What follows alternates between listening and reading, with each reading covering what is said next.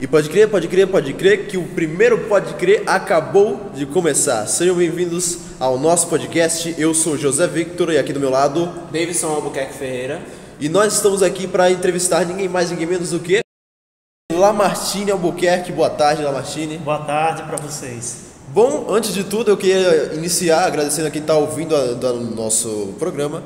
E gostaria também de dizer a Lamartine, o nosso entrevistado de hoje, que nós preparamos algumas perguntinhas para fazer a entrevista rolar melhor, para fazer com que a gente possa fluir a nossa conversa com iniciativa para ter, certo? Antes de tudo, eu quero que Davidson comece fazendo a primeira pergunta. Olá, sejam todos bem-vindos. Agradeço a Lamartine Albuquerque por participar mais uma vez. E primeiramente, vamos conhecer mais um pouco sobre você, desde sua carreira pessoal até sua carreira profissional. Você poderia nos falar? Vamos lá. Bom, para você que está nos ouvindo agora, boa tarde para você, ou boa noite, ou bom dia, dependendo do horário que você está ouvindo. Bom, falar sobre mim, pessoalmente, é meio complicado, é meio difícil, porque é muito difícil a gente descrever quem somos nós, né? Mas vamos lá, vamos tentar. Como pessoa, eu acho que uma pessoa que sempre foi sonhador. Eu sempre tive a vontade de mudar tudo que estava ao meu redor. E mudar o que está ao nosso redor é a gente ter que estudar, é a gente ter que se dedicar em tudo que a gente faz para a gente poder conseguir mudar alguma coisa, certo? Então, desde criança eu sonhava em mudar tudo aquilo que estava ao meu redor. E a única forma que eu encontrei de tentar mudar algo, mesmo que não fosse uma mudança em 100%, mas contribuir com uma mudança, seria estudando.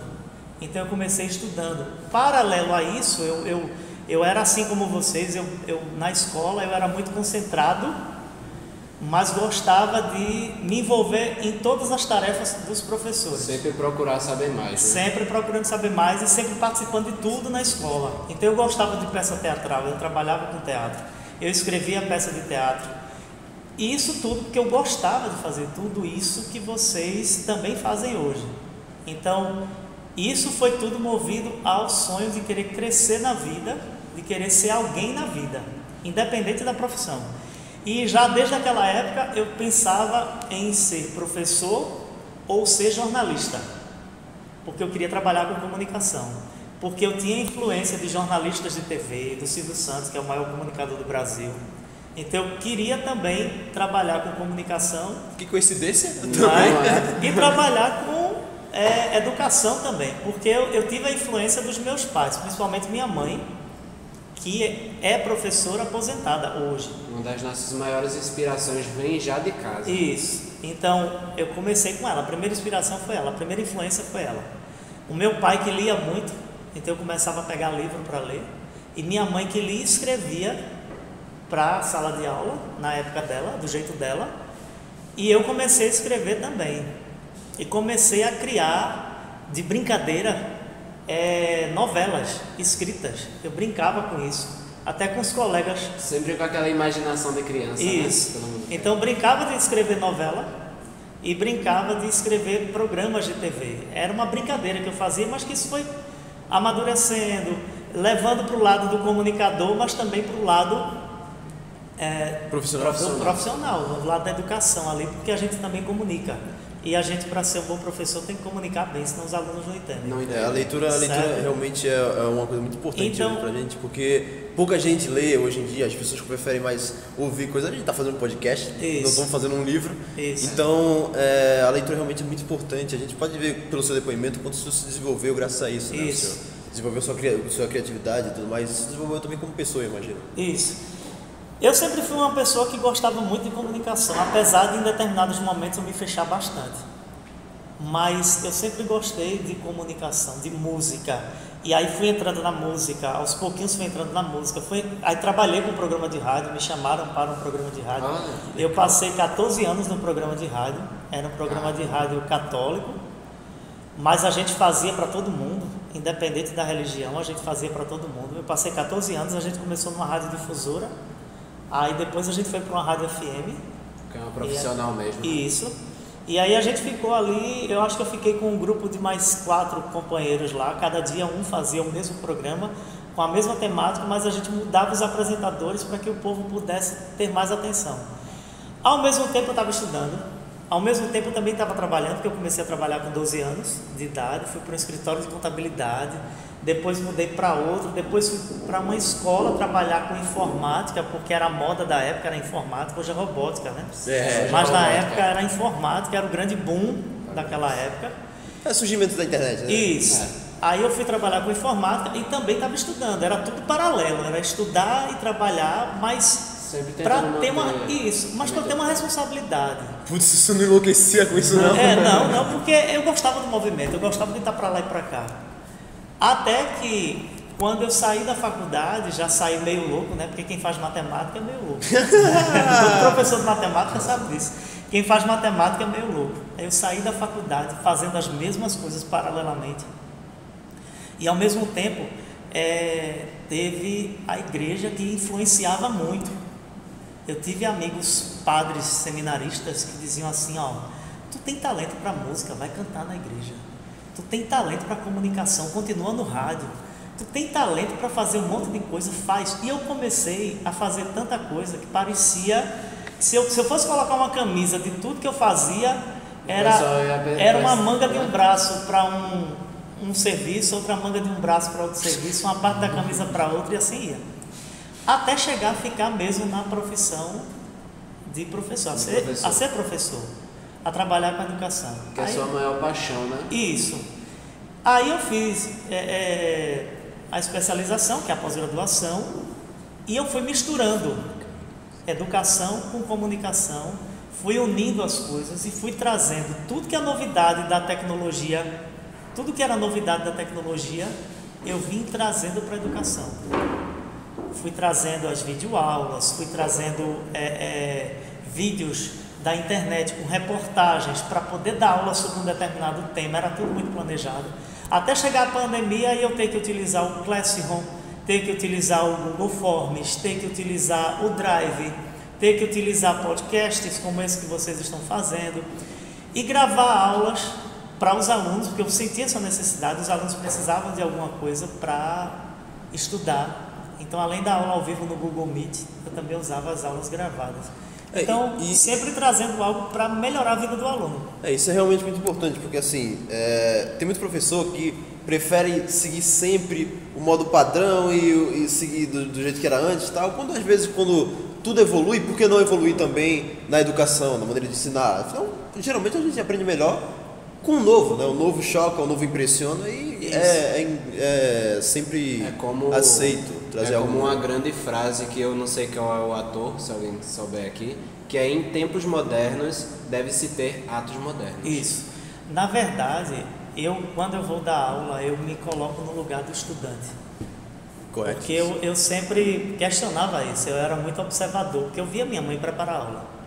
Então eu vi o bastidor da preparação de aula e vi o professor dando aula. Sabia como era difícil, né? Exatamente. Então eu sempre, quando eu vou dar uma aula, tem horas que eu paro para conversar um pouco com os alunos, mas não é para enrolar, é para ver se eles conseguem relaxar mais um pouco, porque quem dá aula de física e aula de matemática sabe que é um inferno. E aluno acha chato, né? Todo então mundo eu tinha que relaxar os alunos, eu sentia que eu tinha que relaxar os alunos um pouco na aula. E ao mesmo tempo, eu ficava pensando, eu tenho que fazer dessa forma, porque o aluno vai cansar se eu só falar. Agora, é claro, nem toda aula você vai poder estar pulando corda, é um exemplo, né? Nem toda aula você vai poder estar fazendo experimento. Vai ter a parte conceitual que o aluno precisa aprender. Então eu sempre tentava mesclar uma coisa e outra, para que a coisa ficasse, para que as aulas ficassem bem apresentadas e ficassem mais agradáveis para os estudantes. Então eu acho que eu fui desenvolvendo a carreira profissional dessa maneira, tentar fazer algo que contribuísse para a vida do estudante. Se eu sou o melhor professor, não sei, também não me acho, Mas graças a Deus, eu acho que teve muitos alunos que acharam chato quando eu pegava muito no pé, porque eu sou muito rígido na sala de aula. Mas hoje em dia, quando eles me encontram, eles agradecem, porque eles dizem: olha, professor, eu aprendi isso com o senhor. Então, para mim é muita coisa. Se você plantar uma semente, saiu da escola com conhecimento, pode não ter saído com tudo, mas saiu com alguma coisa, para a gente já é gratificante. Às vezes tem aquilo, né, que o estudante, ao invés de ele aprender de verdade, ele só decora para prova, só decora para fazer seminário e trabalhos, essas coisas. Mas na verdade, o que um professor realmente deve fazer é que o aluno aprenda, não decore. Exatamente. Evitar fazer a prova em si, mas sim atividades na própria sala de aula com que venham a aprender, entendeu? Exatamente. Depois dessa resposta muito bem dada, inclusive, eu queria fazer uma pergunta aqui, porque a gente pesquisando um pouco sobre o senhor, a gente descobriu que o senhor, antes de vir pra cá, o senhor era do Eremag, cara. Que história é essa, cara? O senhor era da rivalidade aqui, os caras do lado aqui, cara. Que é isso? Como é que era a dinâmica lá no Eremag? Como foi que aconteceu a passagem do lado ruim da força pro lado bom? Vocês consideram o lado ruim, é? Com certeza o lado péssimo da força. Não, eles são maravilhosos. Ao contrário, né? Eles são maravilhosos. Eu entrei na Eremag em 2019, depois de ter prestado o concurso público, passar no concurso público, e fiquei 3 anos de agonia esperando a nomeação.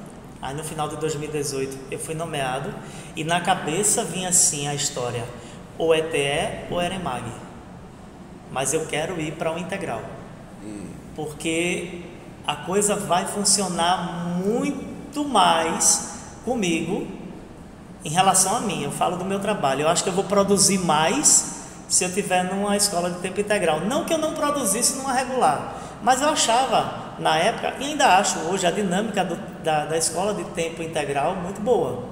Então eu queria vir para o tempo integral por isso, porque eu acho a dinâmica muito interessante.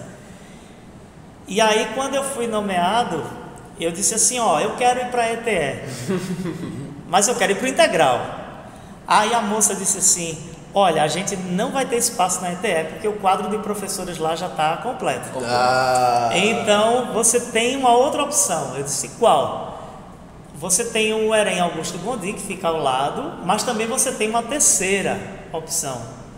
Depois de ETE e depois... Aliás, uma segunda opção, né? Depois do EREM Augusto Gondim, você tem a opção do EREM Frei Campo Maior, que fica em Ponta de Pedras.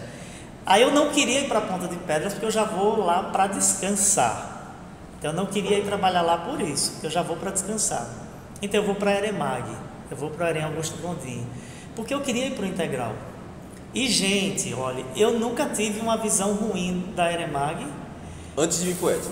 E não tinha, olha, eu não tinha visão ruim da Eremag, nem tinha visão ruim de escola alguma aqui de Goiânia. Não tinha visão ruim das escolas de Goiânia. Mas eu fiquei surpreso quando eu cheguei na EREM Augusto Gondim, porque as pessoas me receberam tão bem. Foi muito bom estar com eles, trabalhar com eles, porque olha, é um grupo de profissionais altamente gabaritados. Eles sabem o que eles estão dizendo na sala de aula. Não são professores ruins, são professores que pesquisam toda hora, estão correndo atrás de tudo. Sempre é pesquisa, né? Para melhorar a vida do aluno, entendeu? E é tudo pensando no estudante. E eles são muito humanos. Foi a primeira coisa que eu senti quando eu cheguei lá. Eu não conhecia ninguém na escola. Aliás, e até conhecia uma menina que não era efetiva, não era do quadro, ia da minha cidade. Ela era só assinatura, né? E ela estava no quadro como professora contratada, agora não está mais, que é uma pena, porque era uma excelente profissional. E foi a única pessoa que eu conhecia na época, mas em relação aos profissionais, eles me receberam muito bem, me acolheram de uma forma muito... No primeiro dia foi a maior festa, a gente se entrosou logo, mas também consegui rever o professor Benício, que na época também estava lá. Estava lá, né? E eu já conhecia o professor Benício, só que a gente não tinha tanto contato, porque a gente passou muitos anos também afastado por ele morar em outra cidade, eu morar numa diferente da dele, a gente não está trabalhando mais junto, então a gente acaba perdendo o contato, né? Mas eles me receberam muito bem, e quando eu conheci as turmas, as minhas turmas de estudantes eram muito boas. Claro que sempre vai ter um aluno ou outro que causa um problema, que dá trabalho, sempre tem aquele que vai dar trabalho, mas até eles, que às vezes, os que mais me aperreavam eram os que mais tinham carinho por mim, eram eles, eram os danados, porque eu tinha um menino que ele vinha à escola, ele passou um tempo que ele vinha, ele assistia as 2 primeiras aulas e depois ele dava um jeito de ir embora, e o interessante, ele não pulava o muro, ele dava um jeito de ir embora e conseguia ir embora, acho que alguém ligava. Até hoje eu não sei o que é que ele fazia. Mas eu acho que ele ligava para algum amigo dizendo que era pai. Ele ligava para o pai ou para algum amigo e pedia para ir embora, e a gestora acabava liberando porque tinha autorização da família. Mas era um menino que ele tinha muito problema para estudar. E quando eu falava com ele assim, às vezes eu falava até meio risco dele fazer assim: pronto, professor, o senhor vai pegar no meu pé. E o menino tinha 2 metros de altura quase. Meu Deus! Era bem alto. E eu falava bem ríspido com ele fazia: hoje, professor, mas o senhor também não sabe nem brincar. Você tá falando do LeBron James? E era um menino excelente, viu? Um carinho danado ele tinha, não só por mim, como pelos colegas professores. Ele gostava muito da gente. E é isso que eu digo, eu passei 2 anos e meio na Eremag, mas foram 2 anos e meio maravilhosos. Tanto é que quando eu fui convidado para vir para cá, eu só conhecia a professora Françoise pelo nome, eu não a conhecia pessoalmente. E aí quando eu fui indicado para vir trabalhar aqui, porque ela estava precisando de um educador de apoio, que é o coordenador pedagógico, é a mesma coisa, né? Ela estava precisando de uma pessoa para ficar na coordenação pedagógica, junto com Márcia, porque a coordenadora anterior, ela precisou sair porque ia trabalhar prestando serviços ao Sintep, que é o Sindicato dos Professores de Pernambuco, né? Os trabalhadores de educação.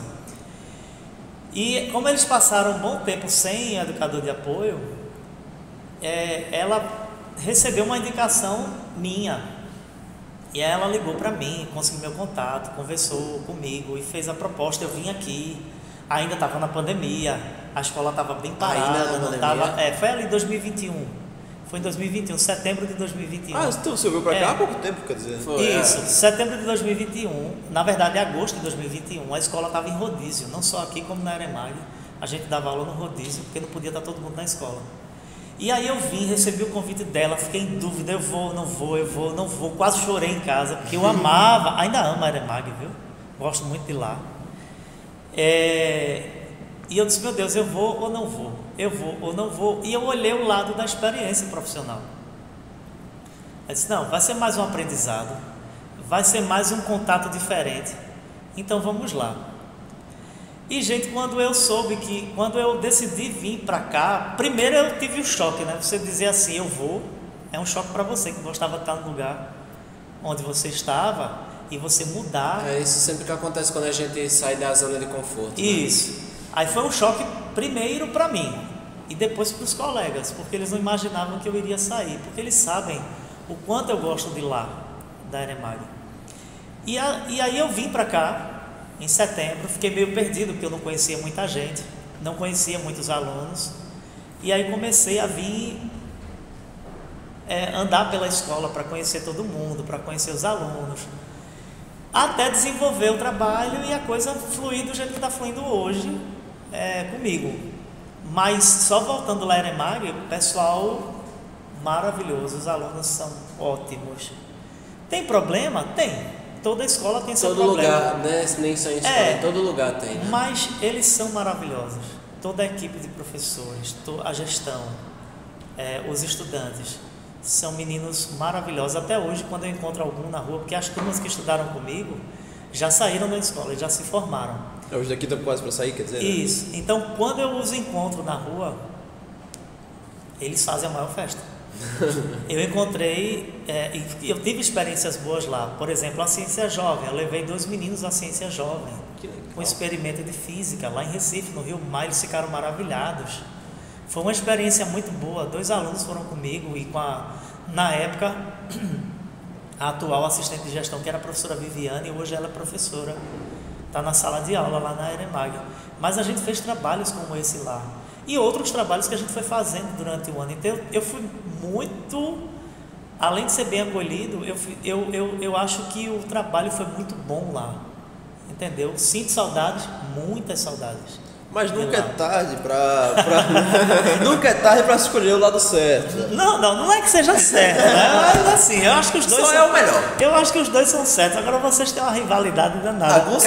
Cada um. Eles nos odeiam, nós odiamos eles. Então, agora passando para a próxima pergunta. Opa!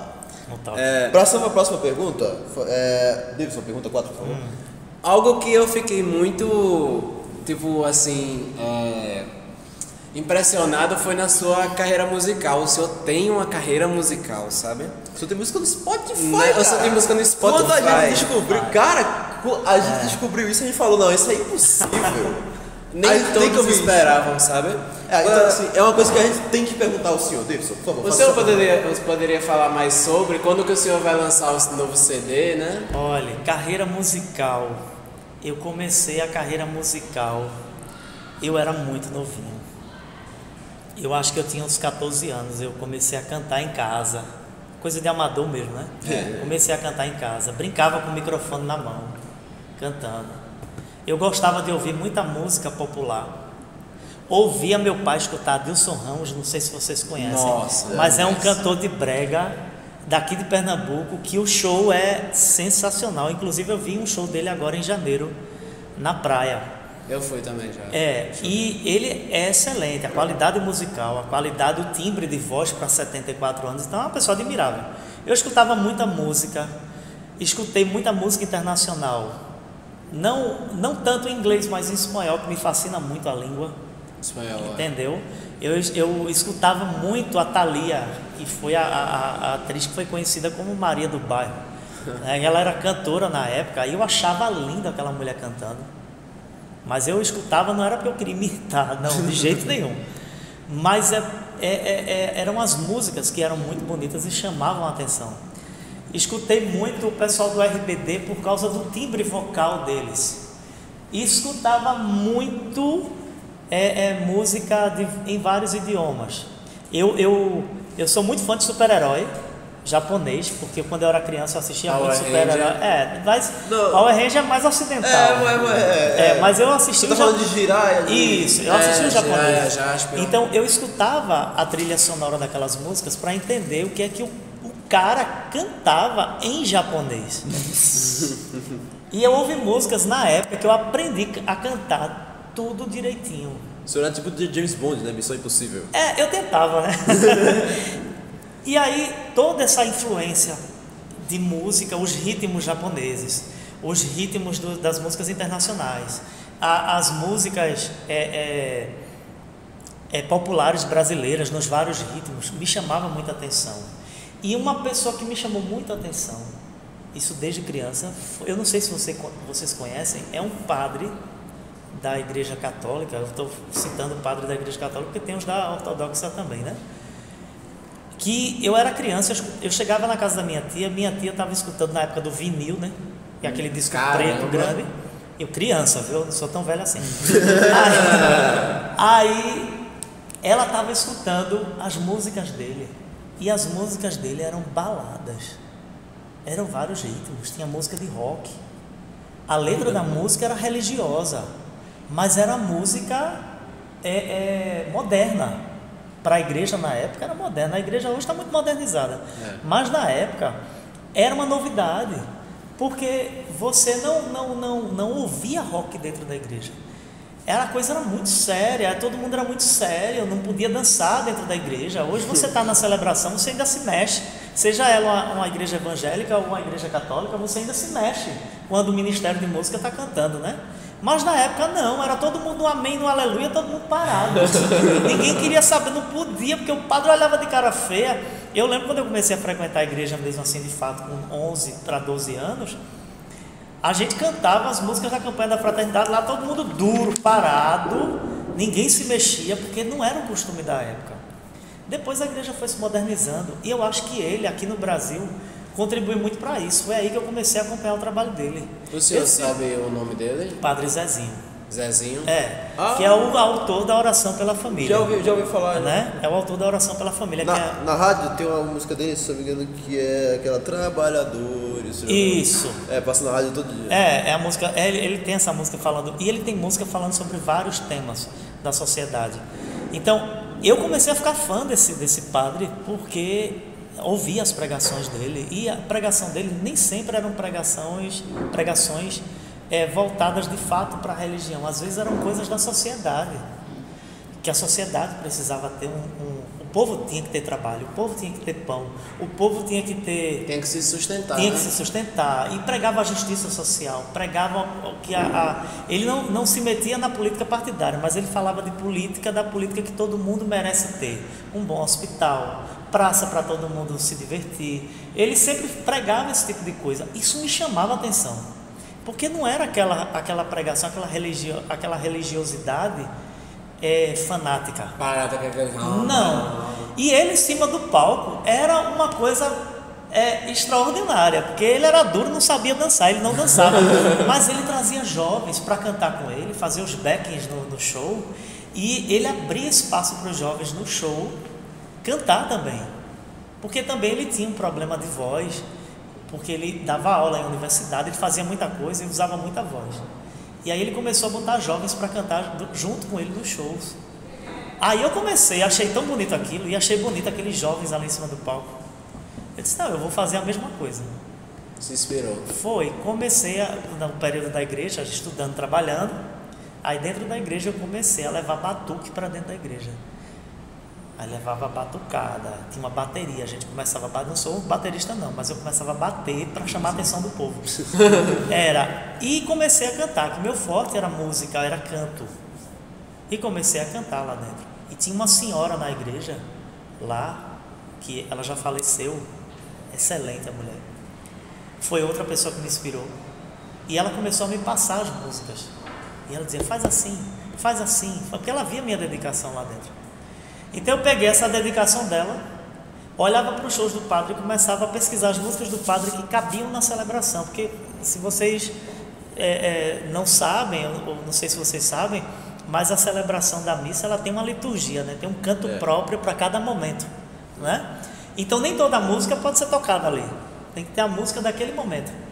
Então aí eu começava a pesquisar as músicas para inserir naquele momento, até que eu fui desenvolvendo, ouvindo muito, ouvia muito, fui trabalhando a voz para poder cantar melhor, e cantando melhor, fui estudei teoria musical ainda, logo no comecinho ali, a teoria musical para violão.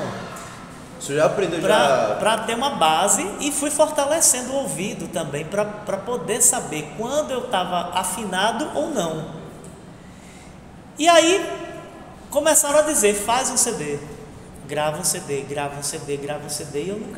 e eu comecei a compor as músicas em 2004. Nossa! Comecei a compor as músicas ali. Eu nem era nascido. Quando eu era bem novinho ali, né? Não era tão velho assim. Então eu sentava na mesa, eu sempre levava comigo nas férias um caderno ou um bloquinho de papel com uma caneta. E eu começava a escrever. E aí começava a sair as ideias. Mas eu cantava música, eu escrevia e ficava batendo na mesa para ver se dava certo. E a música saía pela metade. Quando eu não conseguia fazer mais nada, eu deixava de lado. Eu disse, não, deixa para lá, isso não vai sair nunca. E eu fui cantando dentro da igreja, fui cantando. E de vez em quando eu fazia uma apresentação com música popular. Mas era difícil fazer música popular. Porque o pessoal queria algo mais... Porque eu vivia muito na igreja, né? Era mais da igreja do que para fazer música popular.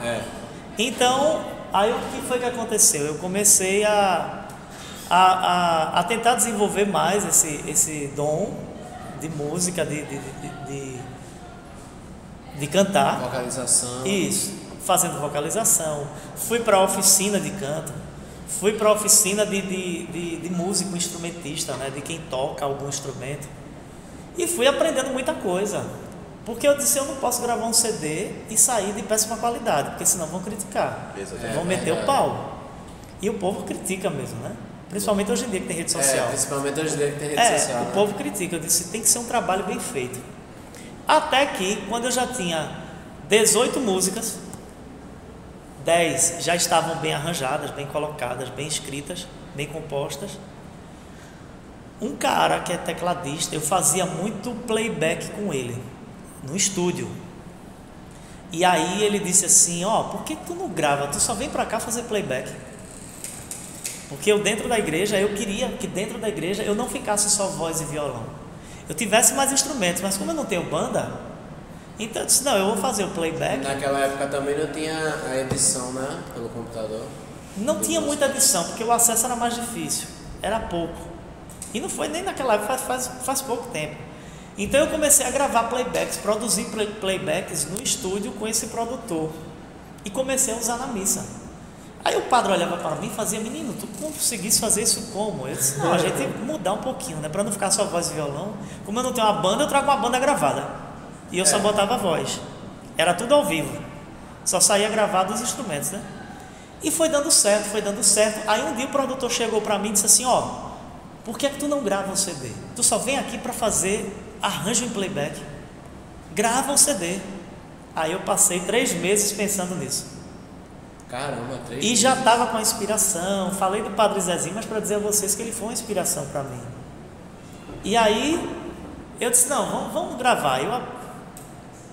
Por que não, né? Analisei todas as letras das músicas e fui pro estúdio e comecei a dizer a ele como eu queria. Ele foi produzindo. Aí em 2017 a gente gravou. A gente passou quase 1 ano para gravar o CD inteiro, porque a gente gravava o instrumento, depois eu ia colocar a voz. Aí às vezes quando não dava certo ele apagava o que tinha sido gravado, a gente fazia a gravação de novo. E a gente foi gravando, a gente gravava 2 músicas numa tarde para ficar boa, né? Se tivesse alguma coisa errada voltava lá e fazia. Enfim, saiu o CD. As músicas foram gravadas em 2017. Aí eu passei o ano de 18 todinho com o projeto parado. Aí em 19 vamos produzir a capa, a diagramação. As fotografias, né? Isso. Aí eu fiz um ensaio fotográfico. Aí lancei. Fui procurar uma empresa que fizesse a diagramação e achei uma empresa em São Paulo, que aqui em Pernambuco era tudo muito caro. E eu achei uma empresa em São Paulo que fazia num preço bom e uma qualidade boa. E aí eles produziram para mim a diagramação do CD e fizeram a distribuição do CD na internet. No Spotify. Isso. Aí foi lançado em janeiro de 2020. Entrou no YouTube, no Spotify, na Deezer, no Amazon, no Shazam e um monte de plataformas. Caramba. Tá espalhado, inclusive até no story do Instagram. Se vocês procurarem vai ter lá a música. Entendeu? E aí eu comecei a divulgar. Quando eu fiz o lançamento, foi até na cidade lá, eu fiz o lançamento no dia da festa do padroeiro. Quando a gente começou a divulgar, veio a pandemia. Nossa. Aí parou tudo, veio o desânimo, né? Vem agora. Desanimou, né? Eu fui fazer uma live e foi um fiasco. Não deu em nada a live, porque a conexão da live era ruim. A gente não sabia que não ia dar certo e acabou, a gente levou câmera, fez um monte de coisa. E no dia estava chovendo tanto, a internet caiu. E todo mundo mandando mensagem pelo YouTube, dizendo que a conexão estava travando. Aí veio um camarada, colocou um celular, a gente terminou a live pelo celular, no Facebook. Porque pelas câmeras no YouTube não ia, porque a conexão estava fraca. Até que a gente fez uma outra live e deu certo. Foi 1h e 50 minutos de live. Bom, e aí eu fui tocando, só que aí meio desanimado, porque veio a pandemia, deu uma parada. Aí eu estou voltando a divulgar agora. Estou pensando no outro projeto para continuar divulgando. Eu nunca divulgava o CD aqui na escola, porque eu achava complicado, né? Imagina você trabalhando e misturar o seu outro trabalho aqui dentro.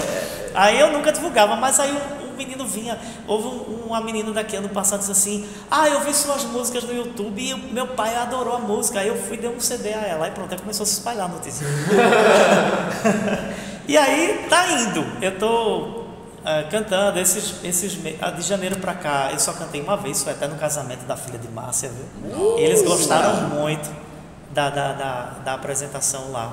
Quem sabe, né, em eventos aqui da escola você não possa cantar. Talvez sim, às vezes eu não canto aqui nos eventos da escola, porque depende da qualidade do som.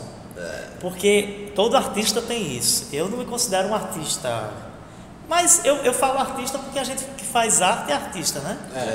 Mas todo cantor sabe, se o som estiver ruim, as pessoas não vão criticar o som, vão criticar o cantor. O cantor achando que é Então o meu receio de às vezes não cantar é, se o som estiver ruim, não estiver bom e a qualidade, o som não ficar legal no ouvido das pessoas, eles vão dizer assim, o cantor é uma porcaria. Não, eles não vão dizer que é a caixa de som, entendeu? Então por isso que às vezes eu evito, mas esse ano vamos ver se a gente consegue fazer alguma coisa. Aí inclusive já sofreu com esse negócio da caixa de som, uma vez na apresentação foi horrível. Isso acontece com todo mundo. Cara, é difícil. É muito difícil. Equipamento é uma coisa bem difícil. Bom, indo agora para a quinta pergunta, agora é um assunto um pouco mais sério, porque assim, a gente veio trazendo o podcast até aqui de uma maneira mais leve, tal, com perguntas mais de boa. Porém, para encerrar agora, vamos falar sobre um assunto bastante sério agora. Muita gente no Brasil inteiro, eu acho que talvez a maioria do país inteiro sabe, com certeza o senhor sabe, todo mundo sabe, sobre o novo ensino médio.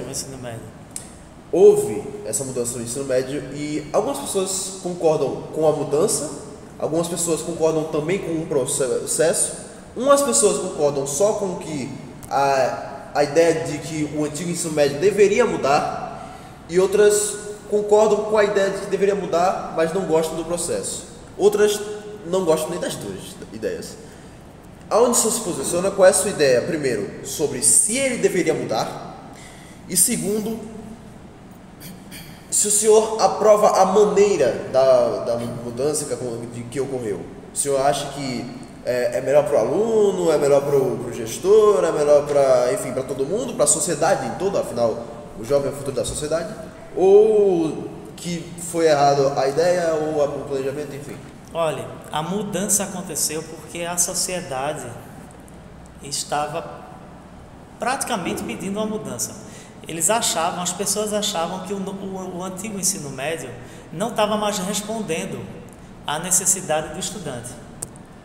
Por exemplo, a gente tinha aluno evadindo das escolas porque iam trabalhar, porque era uma necessidade. Na pandemia a gente viu muito isso, entendeu? A gente viu muitos estudantes, eu ligava para alguns alunos, venham para a aula remota.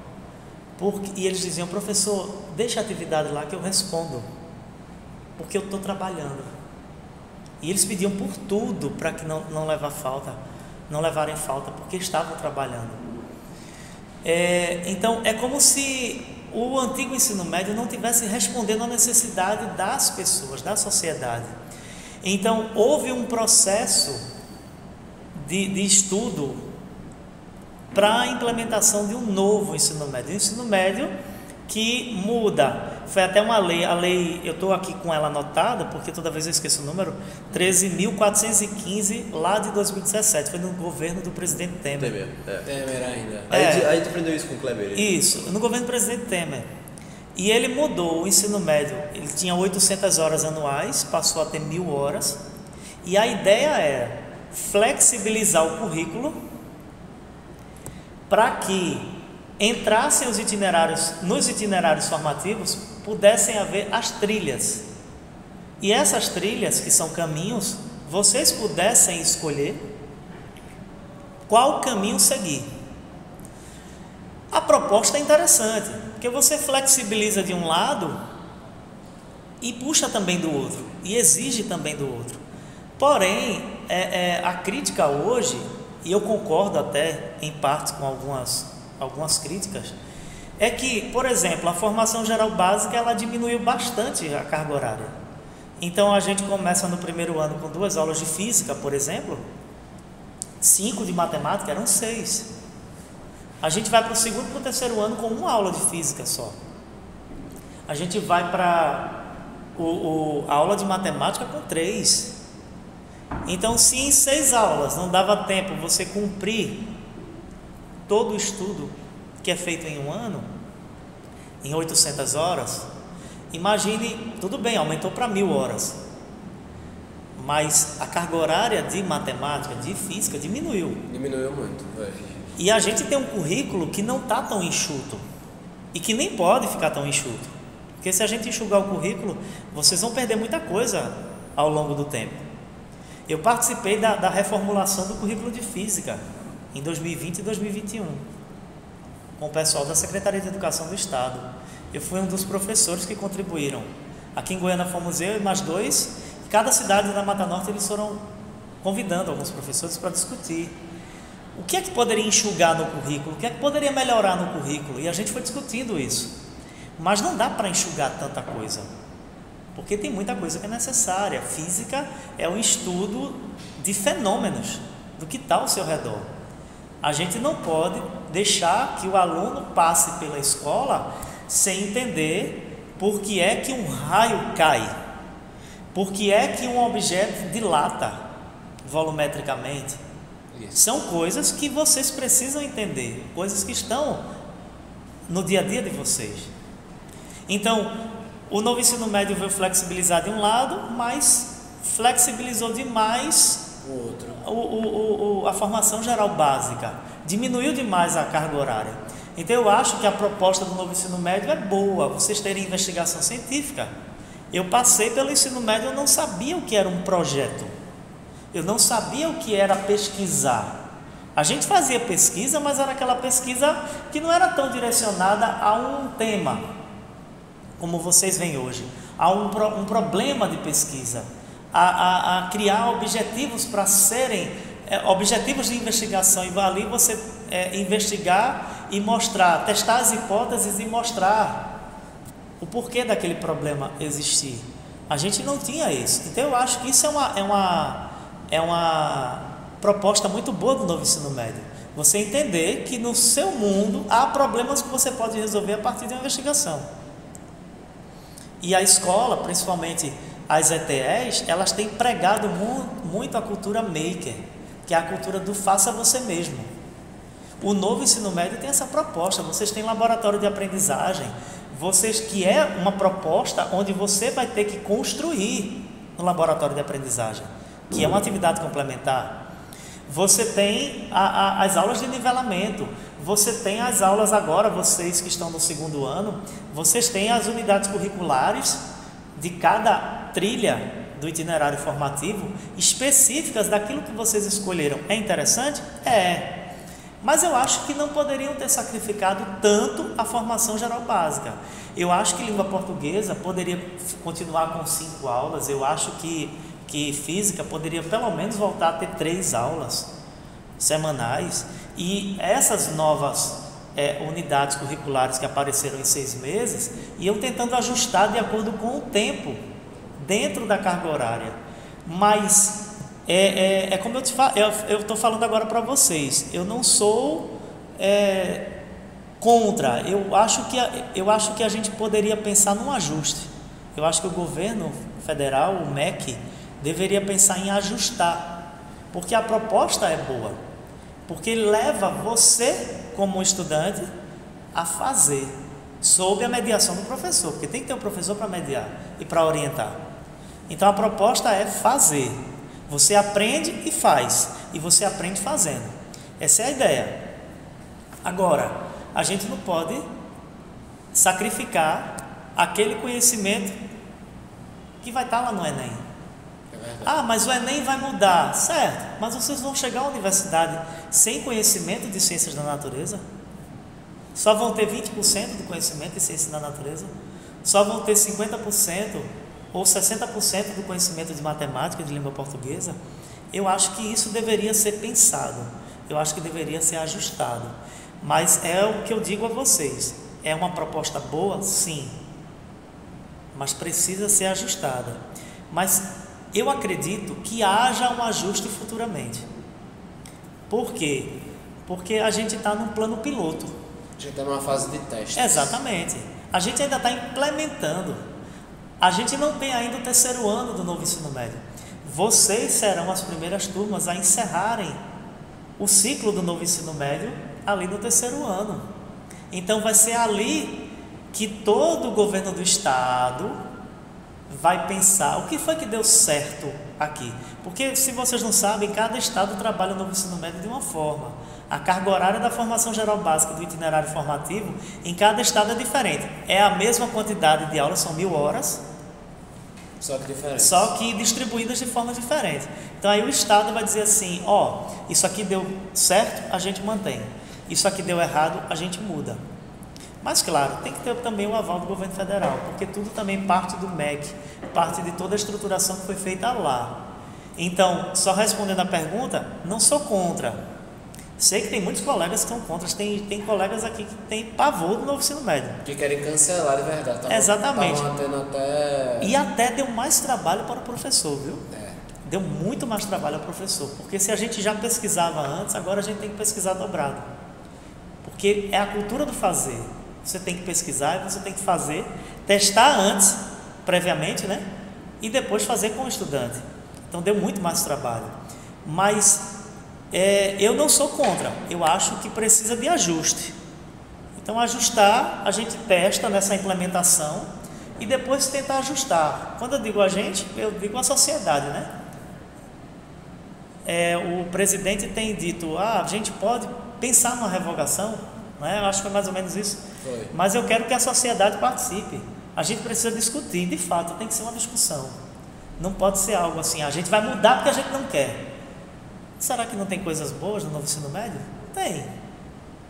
Tem muita coisa boa, mas a gente também não pode esquecer que poderia sofrer ajustes. A gente poderia fazer um ajuste e fazer um ajuste para melhorar, não para prejudicar, porque o papel da escola é fazer pelo estudante, é fazer pelo aluno e fazer com que o aluno cresça. Esse é o papel da escola, do professor, é fazer com que o aluno cresça e ele saia da escola dizendo, eu aprendi isso com o professor tal, eu aprendi isso porque eu estava na ETE, eu tive uma boa escola. E a gente, como sociedade, a gente precisa lutar cada dia mais para que a nossa escola seja melhor. Não ser melhor do que as outras, mas quando eu digo ser melhor, é fazer um trabalho bom para que o estudante tenha prazer de estar nela. É cansativo o período de tempo integral?